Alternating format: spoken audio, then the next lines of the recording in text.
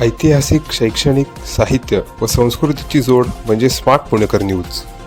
यावेळेस हे पाहायला मिळणार आहे प्रेक्षकांना. धमाल मस्ती तर जरूर बघायला मिळणार आहे, कारण झिम्मा हा चित्रपट प्रेक्षकांनी खूप डोक्यावर घेतला. खास करून माझ्या महिला मैत्रिणींनी खूपच एन्जॉय केला. आणि हा जो 2 पुढे लागलेला आहे, झिम्माच्या पुढे 2, त्याचा अर्थच हा आहे की डबल जे काही आहे ते होणार आहे. म्हणजे इमोशनल भाग सुद्धा दुपटीनं चांगला असणार आहे, किंवा विनोद सुद्धा दुपटीनं त्याच्यामध्ये तुम्हाला बघायला मिळणार आहे, किंवा बायका जे काही ॲडव्हेंचर्स करणार आहेत तेही डबल धमाल तुम्हाला बघायला मिळणार आहे. सो त्यामुळे यावेळेला ही धमाल आहे, मजा आहे, मस्ती आहे. कारण मागच्या भागाच्या वेळेला खूप लोकांच्या किंवा प्रेक्षकांच्या प्रतिक्रिया अशा होत्या की हां, ही जी आहे ती माझ्या आत्यासारखी आहे, ही मावशीसारखी आहे, ही माझ्या काकूसारखी आहे, ही सेम माझ्या मुलीसारखी आहे. मला असं वाटलं की ही पात्र आता त्यांच्या घराघरातली झाली, आणि त्यामुळे तो चित्रपटही घरातला आपल्या लोकांचा झाला. आणि आता पुन्हा एकदा ती पात्र आणि त्यांचा पुढचा प्रवास बघायला मिळणार आहे. सो त्यामुळे मला खात्री आहे प्रेक्षक दुपटीने एन्जॉय करतील. साधारणपणे 2 वर्षानंतरच्या पुढच्या सगळ्या त्या घटना त्याच्यामध्ये येणार आहेत.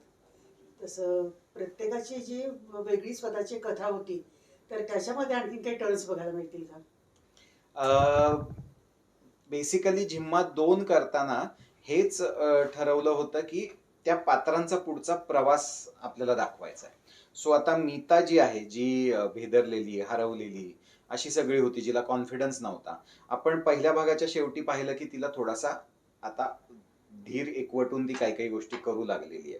काहीतरी नवं सुरू करू पाहते स्वतःच्या आयुष्यात. आता तिच्या आयुष्यातला पुढचा टप्पा आहे, घरच्यांकडनं प्रेशर आहे की तू लग्न कर पुन्हा एकदा.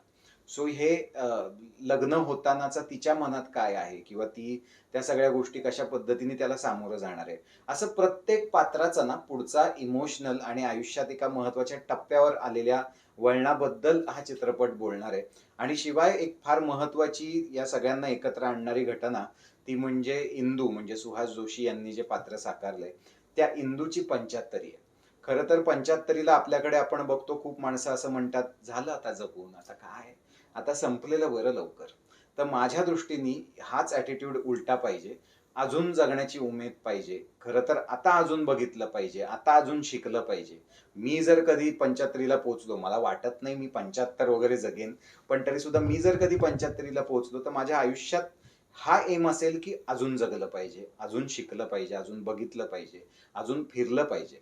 आणि ह्या इंदूनी ह्यासाठीच या सगळ्यांना एकत्र केलंय की माझी 75 आहे. मला माहित नाही की मी अजून किती धडधाकट असीन काही दिवसांनी, पण शेवटच्या क्षणापर्यंत आयुष्यात धमाल केली पाहिजे आणि स्वतःचं आयुष्य सेलिब्रेट केलं पाहिजे.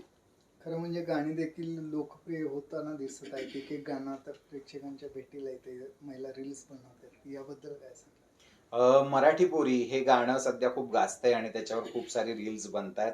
माझ्या या चित्रपटसृष्टीतल्या मैत्रिणी सुद्धा अगदी मी न सांगता रील्स बनवतायत. दरवेळेला आम्हाला सांगावं लागतं, जरा बनव ना रील, जरा प्रसिद्धी मिळेल.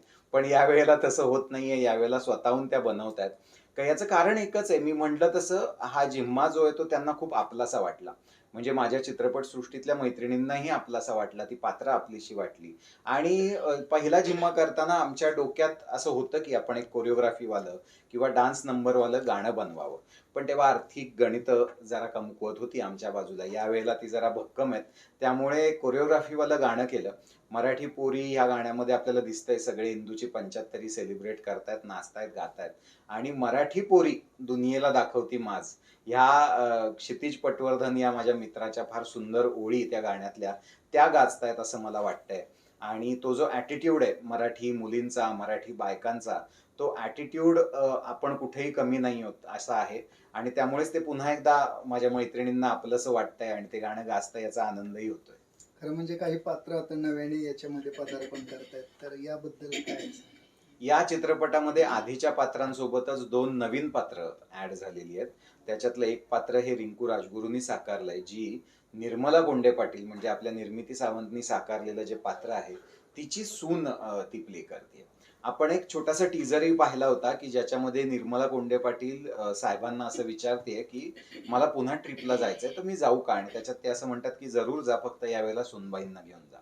आता सासू सून हे जे नातं आहे ते आपल्या आयुष्यात किती लोक आपल्याला भेटतात आणि सांगतात नाही नाही माझी सून अगदी मुलीसारखी, नाही नाही माझ्या सासूबाई तर अगदी आईसारख्याच. असं कुठेही नसतं. या भूतलावर असं कधीही या आधी झालेलं नाहीये. हे दादांत खोटं आहे असं माझं मत आहे. जशा आपण आजूबाजूला आपल्या आघाड्या पाहतोय, युत्या पाहतोय राजकीय, तशाच पद्धतीचं ते नातं आहे. ते आहे तोवर एकत्र आहे, नाहीतर ते इतकं फसवं किंवा गडबडीचं होऊ शकतं असं ते नातं आहे. सो तो एक ट्रॅक बघायला मिळणार आहे. त्याच्यानंतर सुचित्रा बांदेकरचं जे पात्र आहे वैशाली, त्या वैशालीची भाची तिच्यासोबत आली आहे, जे पात्र शिवानी सुर्वे साकारतीये. आणि शिवानी ही अतिशय वेगळ्या रूपात, वेगळ्या ढंगात आपल्याला बघायला मिळणार आहे. याआधी कधीही शिवानी अशी आपल्याला दिसलेली नाही. खरं तर ती खूप ग्लॅमरस किंवा थेट रोखठोक भूमिकांमध्ये आपल्याला दिसते. पण आता जरी ती रोखठोक दिसत असली तरी तिला एक हळवी बाजू आहे, आणि ती काय आहे ते प्रेक्षकांच्या भेटीला लवकरच येणार आहे. आणि मी खात्रीनं सांगतो की शिवानी सुर्वे हिचं काम तुम्हाला नक्की आवडेल. ही नवी झालेली ॲडिशन तुमच्या आयुष्यात अजून रंगत आणणार आहे.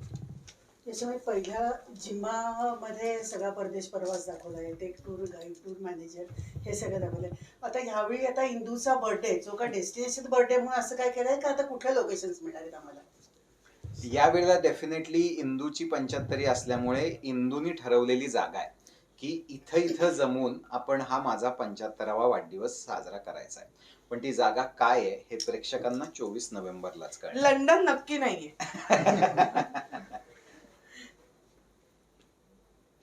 आता पहिली टीम तुमची चांगली सेट झालेली होती. आता नवीन कलाकारांच्या बद्दल काय सांगाल की त्यांनी कसं कोऑपरेट कसं केलं, किंवा त्यांना सामावून घेता कसं आलं?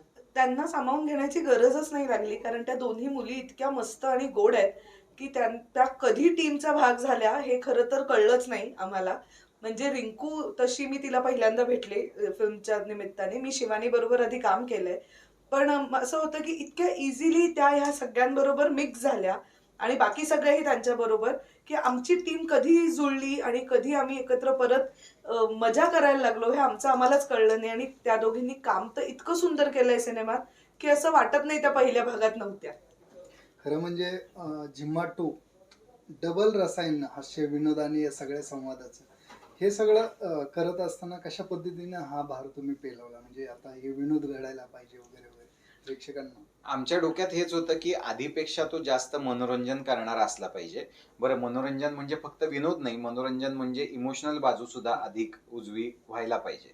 त्यामुळे यावेळेला प्रयत्न हाच होता की आधीपेक्षा अजून चांगला, अजून सकस अनुभव विनोदाच्या माध्यमातून किंवा इमोशनल गोष्टींच्या माध्यमातून प्रेक्षकांपर्यंत पोहोचवायचा होता.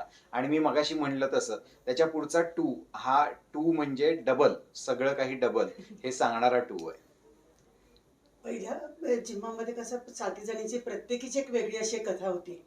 आता त्याच्यानंतर 2 वर्षाचा कालावधीमध्ये गेलेला आहे, तर त्याच्यामध्ये आणखीन काही त्यांच्या पर्सनल ह्याच्यामधल्या काही पुढच्या घडामोडी दाखवल्यात का, ट्विस्ट काही दाखवल्यात का त्याच्यामध्ये? बेसिकली जिम्मा 2 करण्याचं होल पॉइंटच आहे की यांच्या आयुष्यात 2 वर्षानंतर काय झालं. कारण 2 वर्षानंतर आपण माणूस म्हणून जरी तेच असलो तरी सुद्धा आपल्या आयुष्यात बरंच काही घडत असतं, त्याने आपण ग्रो होत असतो. तर जिम्मा 2 करण्याचा उद्देशच तो आहे. त्यामुळे निश्चितच प्रत्येकीच्या कॅरेक्टरमध्ये 2 वर्षात किती मॅच्युरिटी आली आहे किंवा त्यांचं आयुष्य कुठे गेलंय, काय बदल झालाय.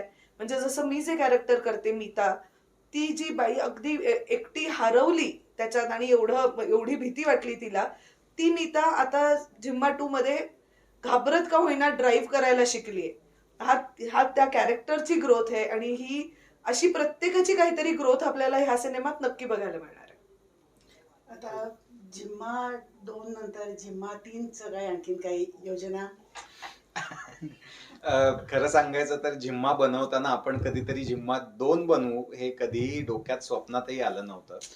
हे प्रेक्षकांचं प्रेम, मी म्हणलं अनेकदा, मी सगळ्या इंटरव्ह्यूज मध्ये हेच म्हणतोय की हा सिनेमा प्रेक्षकांनीच आमच्याकडनं करून घेतलेला आहे. हा त्यांचा सिनेमा आहे जो आम्ही आता अजून एक भागात त्यांच्यासमोर सादर करतोय. तर माहित नाही प्रेक्षकांनी तेवढंच प्रेम, तेवढाच जीव, तेवढीच माया जर या चित्रपटाला दिली तर माहित नाही पुढे काय होईल. तुम्ही सांगता, पण आम्हाला तेवढे हिंट मिळालेले होते की याचं नक्की पुढचा सिक्वल ती आशा होती आमची की होईल. हे आम्हाला खात्री होती. आय, क्या बात आहे. अशीच खात्री जर आता झिम्मा 2 बघून तुम्हाला वाटली तर कदाचित होईलही झिम्मा 3. म्हणजे त्या कॅरेक्टर्सचं पुढे काय होतं खरं सांगायचं तर. कारण झिम्मा ही फिल्म ना लोकांना कॅरेक्टर्स मध्ये लोकांनी खूप इन्व्हेस्ट केलं, खूप आवडली त्यांना.